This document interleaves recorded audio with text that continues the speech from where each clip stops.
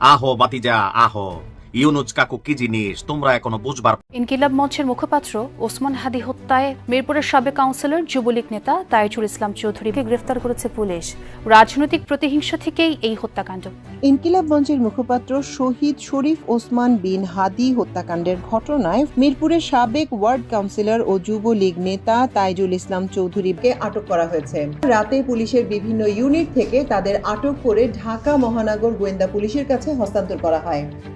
ইনকিলাব মঞ্চের মুখপাত্র শরীফ ওসমান হাদি হত্যা মামলায় ঢাকা মহানগর উত্তর যুবলীগের সাংগঠনিক সম্পাদক তাইজুল ইসলাম চৌধুরী বাপ্পির ফাঁসির আদেশ দিয়েছে আদালত। দুপুরে জেলা ও দায়রা জজ আদালতের বিচারক হেলাল উদ্দিন এ রায় ঘোষণা করেন।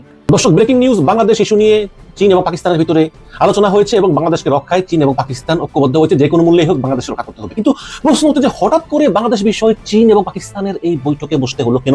তার মানে কি আমাদের থেকেও বেশি নিউজ অবশ্যই তাদের কাছে আছে, গোয়েন্দা তথ্য। তার মানে কি এটা প্রমাণিত বা তার তথ্য পেয়েছে যে হয়তো ভারত বাংলাদেশে আক্রমণ করবে? ভারতের বিরুদ্ধে লড়েছিল যে যুদ্ধ বিমান, সেই ধরনের ফাইটার এবার বাংলার আকাশ রক্ষায় আসার সম্ভাবনা তৈরি হয়েছে। পাকিস্তানের শক্তিশালী যুদ্ধ বিমান JF-17 থান্ডার কিনতে পারে বাংলাদেশ। আপনার ধানি শীষে স্লোগান দিচ্ছে, কিন্তু ভোট কিন্তু শতাকলিতেই দিবে ইনশাআল্লাহ। চাঁদাবাজদের প্রশ্রয় দিবে, চাঁদাবাজদের শেল্টার দিবে। বিএনপি আর ওই অবস্থানে নাই। আল্লাহর মেহেরবানিতে নবীর দয়ায় জনগণ যদি আমাদেরকে ভোট দেয়, আমরা বলেছি ভারতের সাথে আমাদের কোনো বিরোধ নাই, তবে আমরা মোদির গোলাম হিসাবে কাজ করব না, অমিত শাহ গোলাম হিসাবে কাজ করব না। প্রিয় দর্শক, বর্তমান সময়ে বাংলাদেশের রাজনৈতিক প্রেক্ষাপট বা পরিস্থিতির উপর বিশ্লেষণ করে বা নির্ভর করে আপনাদের সামনে অতি গুরুত্বপূর্ণ কিছু ভিডিও ফুটেজ নিয়ে হাজির হয়েছি। এমনকি দর্শক, আমি আশা করছি ভিডিও শুরুটা দেখেই বুঝতে পেরেছেন আজকের নিউজগুলো কতটা গুরুত্বপূর্ণ হতে যাচ্ছে।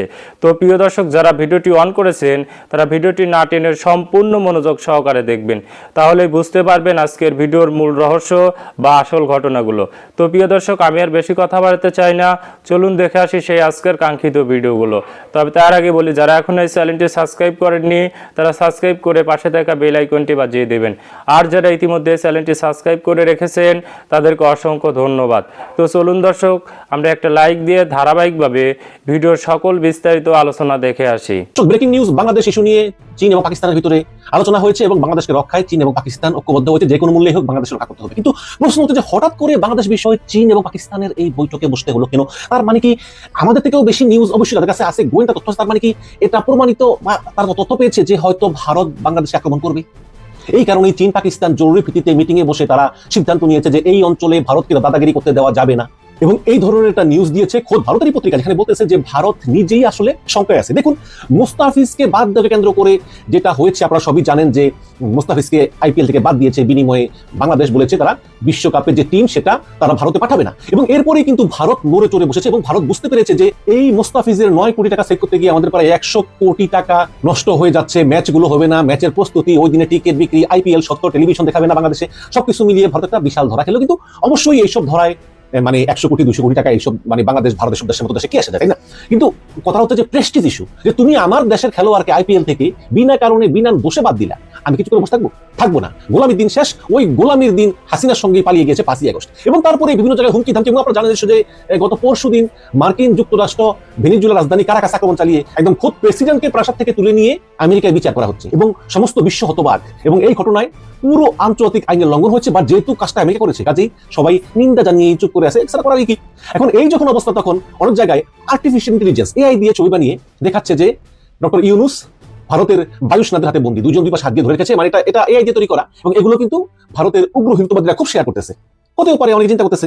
তো এই যখন অবস্থা, তখন অনেকে বলে যে আমরাও পারি এরকম ইউনুসকে ধরে নিয়ে আসতে।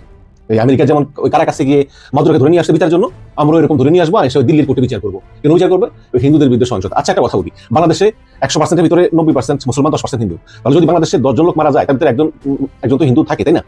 আর বাংলাদেশের আইনশৃঙ্খলা পরিস্থিতি খারাপ, যা অস্বীকার করার কিছু নেই। তো যখনই হিন্দু মারা যায়, 2-1 মারা যায় সাম্প্রতিক সহিংসতায়, বাট বেশিরভাগই মারা যায় ছিনতাইকারী বা এরকম আছে তো বাংলাদেশে। বাংলাদেশ আসলে আইনশৃঙ্খলা ভালো না, তো এগুলোকে ইস্যু করা হয়। তো এইসব বিষয় নিয়ে মূলত চীন পাকিস্তান বৈঠকে বসেছে যে কোনো মূল্যেই হোক বাংলাদেশকে রক্ষা করতে হবে। এবং দর্শক, বর্তমানে যেভাবে বিশ্ব পরিস্থিতি, তাতে আসলে একটা জোট করলে ভালো আর কি, যদি সেই জোটের সঙ্গীরা বিশ্বস্ত হয়। তো এখন চীন অবশ্যই অনেকে বিশ্বাস করে না, কারণ অনেকে মনে করে যে চীন তো ভেনেজুয়েলাকে উদ্ধার করতে যায়নি। বাট তারপরে একটা জোটের গুরুত্ব আছে, কারণ জোট হলে আসলে মূল্যায়নটা বাড়ে। আমাদের তো ছোট দেশ, তাই না? আরো ভারতের পেটের ভিতরে, এই জন্য আমাদের একটা জোট দরকার যারা আমাদেরকে হেল্প করবে। পাকিস্তান, চীন অবশ্যই ভালো হয়, চীন শক্তিশালী দেশ। তো যাই হোক, আমি মূল আলোচনায় চলে যাই যে আসলে কি কি বৈঠক হয়েছে। আনন্দবাজার পত্রিকা লিখেছে যে বৈঠকে কাশ্মীর ও বাংলাদেশ ইস্যু, দক্ষিণ এশিয়ায় একতরফা পদক্ষেপের বিরোধিতা করার বার্তা চীন ও পাকিস্তানের বৈঠকে। বৈঠকের পরে দুই দেশের যৌথ বিবৃতি প্রকাশ করা হয়। সংবাদ সংস্থা পিটিআই এর খবর অনুযায়ী বাংলাদেশ প্রসঙ্গ তুলে ধরে শনিবারের বৈঠকে নয়া প্রস্তুতির কথা বলা হয়েছে। বাংলাদেশ প্রসঙ্গ তুলে ধরে শনিবারের বৈঠকে নয়া প্রস্তুতির কথা বলা হয়েছে। বৈঠকে বসেছিল চীন ও পাকিস্তান এবং সেই আলোচনা উঠে এসেছে কাশ্মীর ও বাংলাদেশ প্রসঙ্গ। বৈঠকে চীন ও পাকিস্তানের বার্তা, দক্ষিণ এশিয়ায় যে কোনো একতরফা পদক্ষেপের বিরোধিতা করবে তারা। গুরুত্ব দিতে বলা হয়েছে চীন, পাকিস্তান ও আফগানিস্তানের বিদেশ মন্ত্রীদের সঙ্গে আলোচনাতেও। বৈঠকের পরে দুই দেশের যৌথ বিবৃতি জয়েন্ট স্টেটমেন্ট প্রকাশ করা হয়। সংবাদ সংস্থা পিটিআই এর খবর অনুযায়ী বাংলাদেশ প্রসঙ্গ তুলে ধরে শনিবারের বৈঠকে নয়া প্রস্তুতির কথাও বলা হয়েছে। শেখ হাসিনা সরকারের পতনের পরে চীন, পাকিস্তান ও বাংলাদেশের ত্রিপাক্ষিক সহযোগিতার, খেয়াল করুন, শেখ হাসিনা সরকারের পতনের পরে চীন, পাকিস্তান ও বাংলাদেশের ত্রিপাক্ষিক সহযোগিতার নতুন ফল পেতে প্রস্তুতি নিতে বলা হয়েছে। পাক চীন যৌথ বিবৃতি অনুযায়ী দুই দেশ আন্তর্জাতিক নিয়ম মেনেই দক্ষিণ এশিয়ার আঞ্চলিক শান্তি শৃঙ্খলা ও স্থিতাবস্থা বজায় রাখার ক্ষেত্রে জোর দিয়েছে। স্থিতিশীলতা বজায় রাখতে যে কোনো একতরফা পদক্ষেপের বিরোধিতার অমীমাংসিত বিষয়গুলিকে আলোচনার মাধ্যমে মিটিয়ে নেওয়ার প্রয়োজনীয়তা আছে বলেও জানানো হয়। বিবৃতি অনুযায়ী জম্মু ও কাশ্মীর সম্পর্কে পাকিস্তানের অবস্থান এবং ওই অঞ্চলে উন্নয়ন প্রসঙ্গে ইসলামাবাদের তরফে জানানো হয় চীনকে। ঐতিহাসিক বিরোধ মেটাতে জাতিসংঘের প্রস্তাব মেনে দ্বিপাক্ষিক চুক্তি অনুযায়ী শান্তিপূর্ণ সমাধানের বার্তা দেওয়া হয় চীনের তরফে।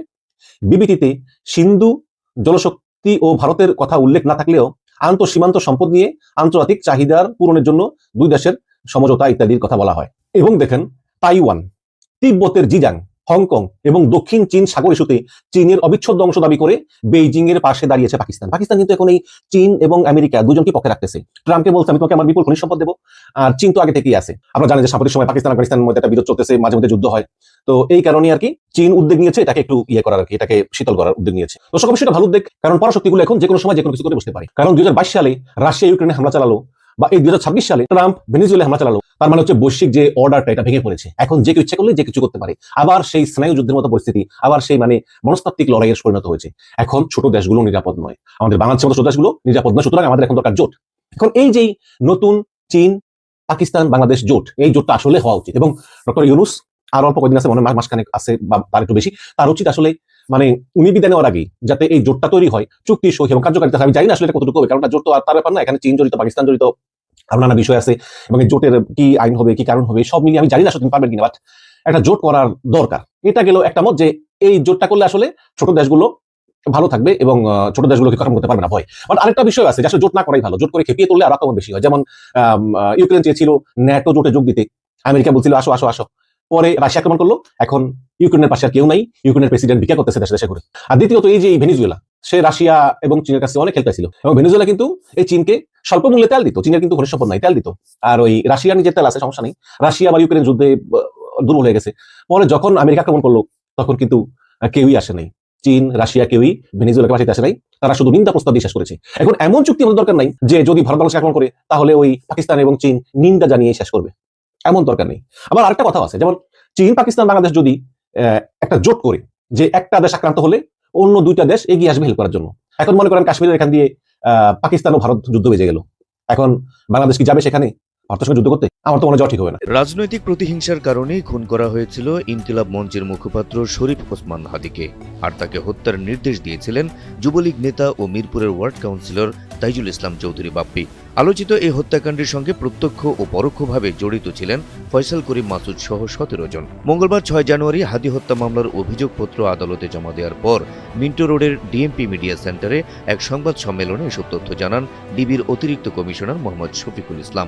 বিভিন্ন স্থান থেকে প্রাপ্ত সিসিটিভি ফুটেজ পর্যালোচনা করা হয়, অস্ত্রগুলির ফরেন্সিক পরীক্ষার মতামত, মোবাইল ডিভাইস ও অন্য ইলেকট্রনিক ডিভাইসের ফরেন্সিক পরীক্ষার রিপোর্ট অনুসারে আসামিদের সম্পৃক্ততা তদন্তে প্রমাণিত হয় এজাহার নামীয় পলাতক আসামি ফয়সাল করিম মাসুদ ওরফে রাহুল ওরফে দাউদ এবং তদন্তে প্রাপ্ত আলমগীর, তাজুল ইসলাম চৌধুরী বাপ্পি, ফিলিপ ইসলাম, মুফতি মাহমুদ সহ মোট 17 জনের বিরুদ্ধে পেনাল কোডের 120-এর বি, 302, 201, 109 এবং 34 ধারায় অপরাধ প্রাথমিকভাবে প্রমাণিত হয়ে উল্লেখিত আসামিদের বিরুদ্ধে বর্ণিত ধারায় অভিযোগপত্র আজকে দাখিল করা হয়েছে। ডিবি কর্মকর্তা বলেন, আওয়ামী লীগ ও ছাত্রলীগের বিরুদ্ধে কথা বলায় হাদিকে হত্যা করা হয়। এই হত্যাকাণ্ড কোনো তাৎক্ষণিক ক্ষোভের বহিঃপ্রকাশ ছিল না, বরং এটি ছিল একটি সুপরিকল্পিত রাজনৈতিক হিট জব।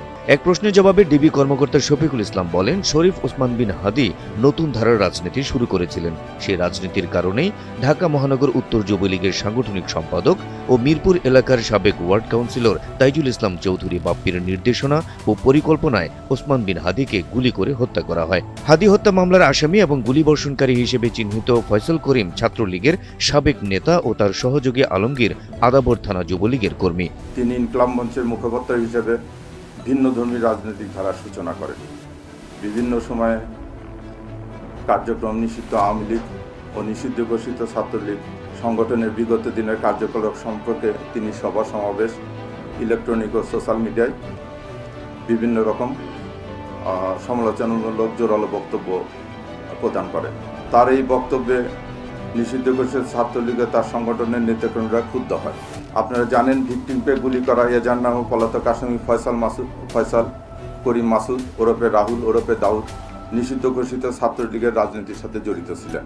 শুটার ফয়সাল করিম মাসুদ ওরফে রাহুল ওরফে দাউদ এবং তার সহযোগী আলমগীর হোসেন দয়কে পলায়নের বিষয়ে সার্বিক সহায়তাকারী তদন্তে প্রাপ্ত আসামি তাজুল ইসলাম চৌধুরী বাপ্পি পল্লবী থানা যুবলীগের সভাপতি ও ঢাকা উত্তর সিটি কর্পোরেশনের ৬ নং ওয়ার্ডের আওয়ামী লীগ মনোনীত নির্বাচিত কাউন্সিলর ছিলেন।